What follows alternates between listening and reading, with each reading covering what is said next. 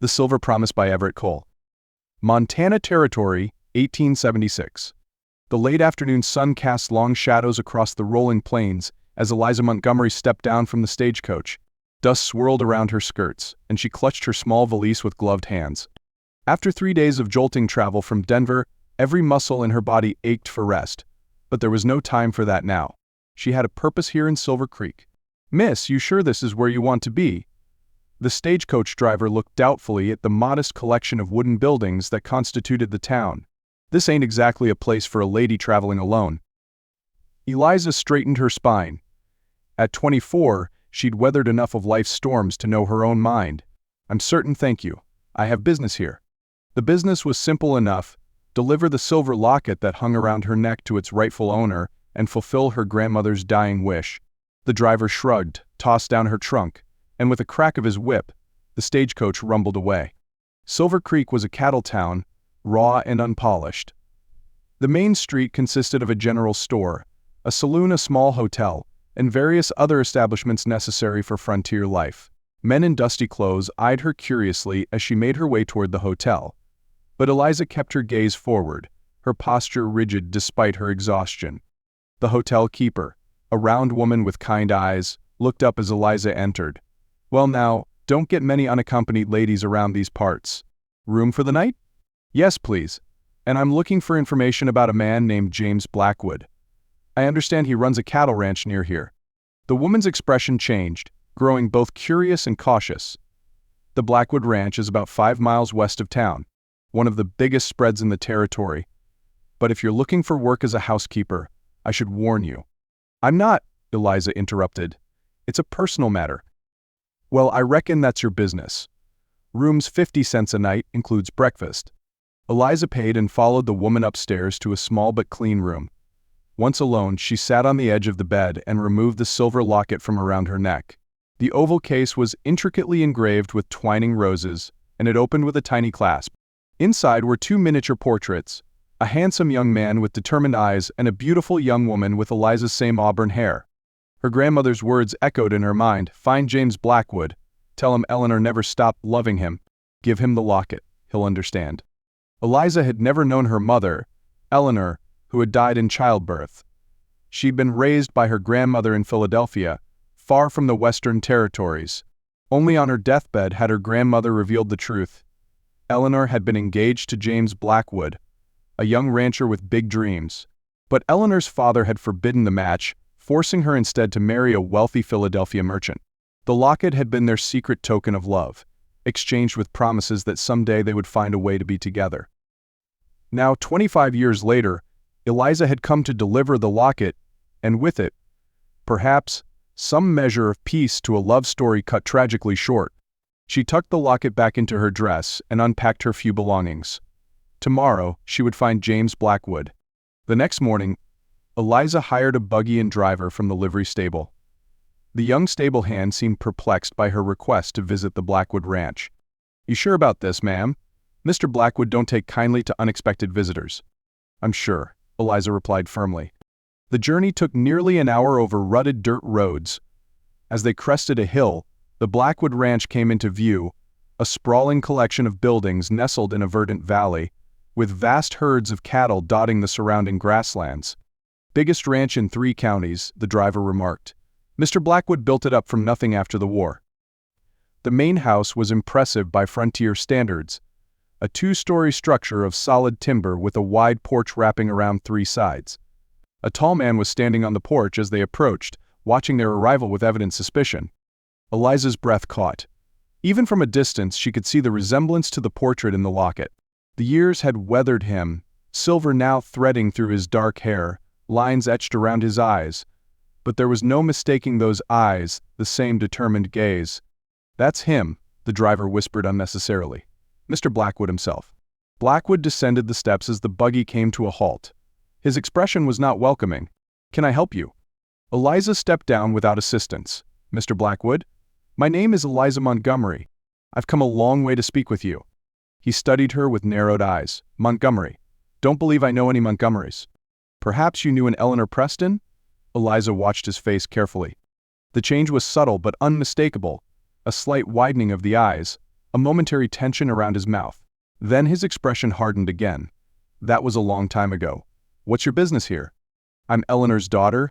I've brought something that belongs to you. For a moment, he seemed frozen in place. Then, with visible effort, he nodded toward the house. Come inside. He turned to the driver. Boy, take the buggy around back. Kitchen'll give you something to eat while you wait. Inside, the house was surprisingly refined for a bachelor rancher. Quality furniture, polished floors, landscape paintings on the walls. Blackwood led her to a study and closed the door behind them. You're Eleanor's daughter? It wasn't a question. He was staring at her intently now, perhaps seeing the resemblance to her mother. Yes, she died when I was born. I was raised by my grandmother. Margaret Preston. He spoke the name like it left a bitter taste. Hard woman. She softened in her later years, Eliza said. Before she died last winter, she told me about you and my mother, about your engagement. Blackwood turned away, moving to a sideboard where he poured himself a measure of whiskey. He didn't offer her any ancient history. Not to my grandmother. She had regrets, Mr. Blackwood. She asked me to find you to give you this. Eliza removed the locket from around her neck and held it out. His hand trembled slightly as he took it. The locket, he whispered. When he opened it and saw the portraits inside, something crumbled in his stern demeanor. I gave this to Eleanor the day I asked her to marry me. She kept it her whole life, hidden from her husband, my father. Blackwood's laugh was short and without humor. Frederick Montgomery. How is the old scoundrel? Dead, 10 years now. And Eleanor, was she happy with him? There was both dread and desperate hope in his question. Eliza hesitated. The truth seemed cruel, but lies would serve no purpose here. According to my grandmother, no. She did her duty as a wife, but she never loved him. Blackwood closed his eyes briefly. Why are you here, Miss Montgomery? To rake up old sorrows?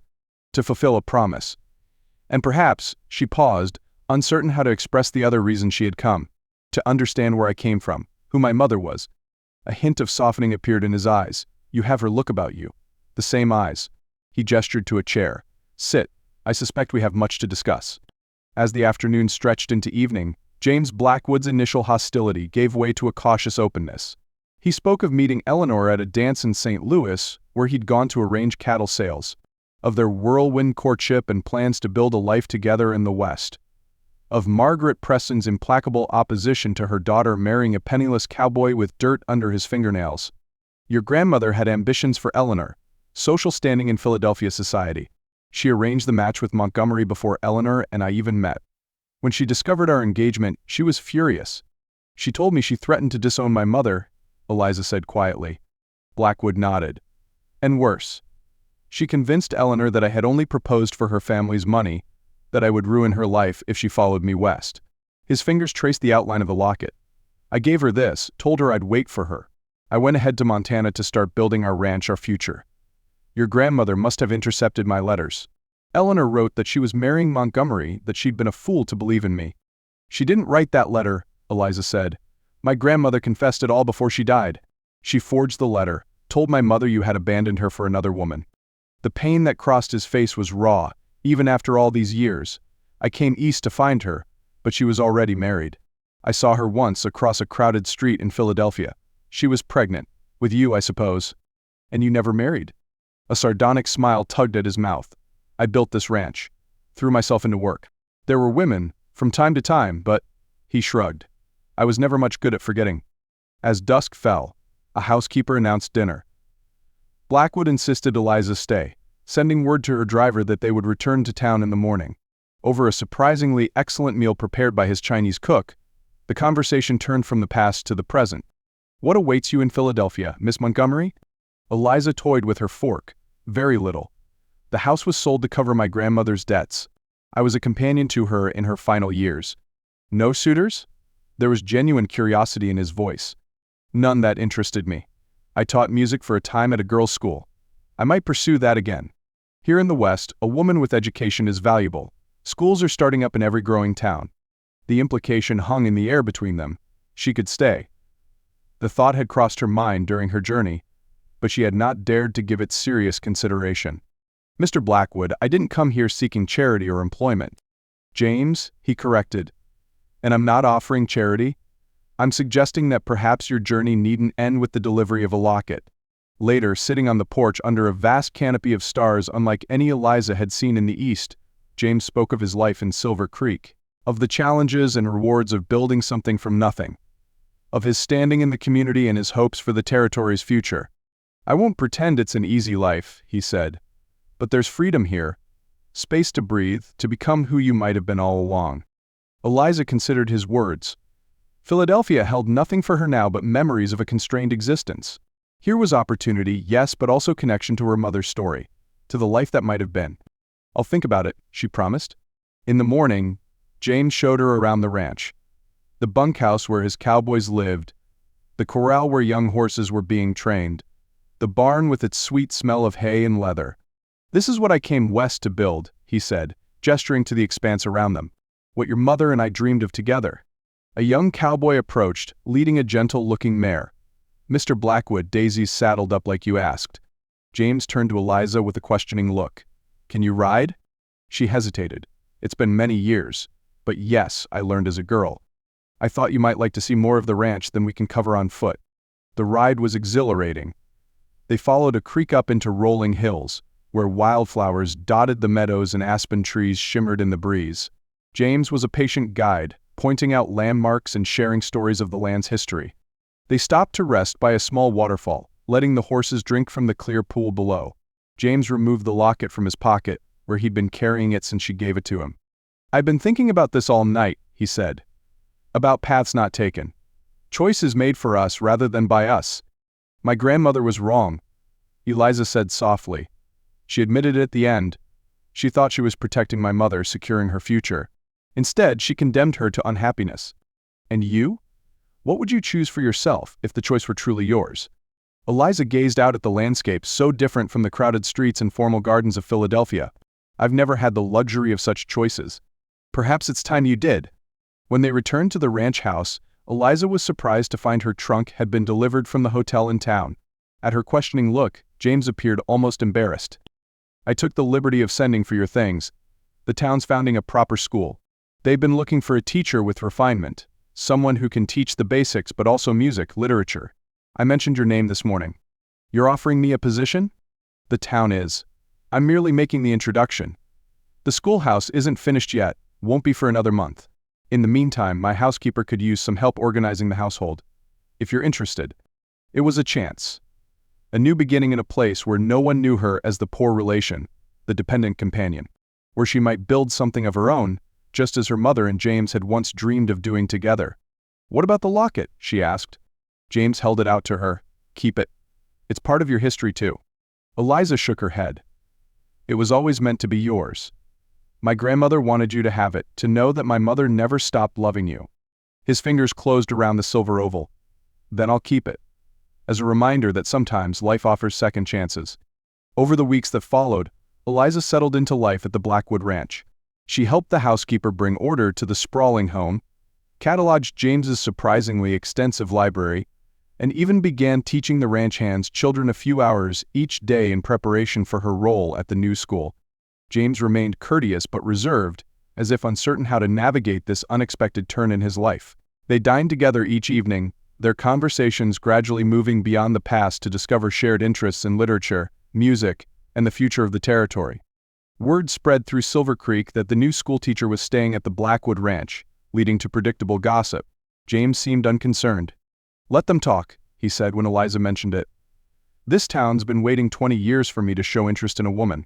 They'll have their say regardless. And have you, she asked boldly, shown interest? The question hung between them, charged with possibility. Before he could answer, one of the ranch hands interrupted with news of a problem with the herd. The moment passed, but something had shifted. In the days that followed, Eliza noticed James watching her when he thought she wasn't looking. His eyes would linger on her face with a mixture of wonder and hesitation, as if seeing both Eleanor and someone entirely new. For her part, Eliza found herself drawn to this complex man who had loved her mother so deeply and built a life of substance and meaning despite his loss. He was not what she had expected, not the rough, uncultured cowboy her grandmother had described, but a man of intelligence and integrity who commanded respect without demanding it. On a warm evening in late spring, James invited her to ride out to a special place. They followed the creek again, but this time continued past the waterfall to a high meadow overlooking the entire valley. The setting sun painted the landscape in gold and amber, the distant mountains purple against the sky. "This is where I was going to build our home," James said quietly. "Eleanor's and mine. I bought this whole valley with that dream in mind." "It's beautiful," Eliza breathed. "I come here sometimes to remember, to wonder what might have been." He turned to her, his expression vulnerable in a way she hadn't seen before. "Eliza, having you here these past weeks, it's stirred up memories, yes, but also something new. Something unexpected." He reached into his pocket and withdrew the silver locket. "I've carried this every day since you gave it to me. At first as a connection to Eleanor, to the past, but lately I've come to see it differently. Not as an ending, but as a beginning." Eliza's heart quickened. "What are you saying, James?" "I'm saying that the locket brought you to me, that perhaps that was its purpose all along." He took her hand, his touch gentle but sure. "I'm not offering you a position anymore, Eliza. I'm offering you a choice. A real choice. Stay, not as my employee or as Eleanor's daughter, but as yourself. As the woman I've come to admire and care for." The breeze stirred her hair as she considered his words. There was no denying the connection that had grown between them, something built not on shared loss or obligation, but on genuine respect and growing affection. "I've spent my life being defined by others," she said. "My father's daughter, my grandmother's charge. Even here I arrived as Eleanor's daughter, the bearer of her locket. If I stay, it must be as myself, as Eliza." "That's precisely who I'm asking to stay," James replied. "The woman who rides fearlessly, who reads Shakespeare aloud with different voices for each character, who taught Cookie how to make proper tea. The woman who has brought life back to my home and to me." He opened the locket, showing her the portraits inside. "We can't change the past. Your mother and I lost our chance. But perhaps, if you're willing, we might write a different ending to the story." Eliza looked out over the valley, imagining the life that could be built here. Not the life her mother had been denied, but her own life, with its own choices and possibilities. "Not an ending," she said, turning back to him with a smile. "A beginning." When he kissed her, the silver locket caught the last rays of the setting sun, gleaming like a promise kept.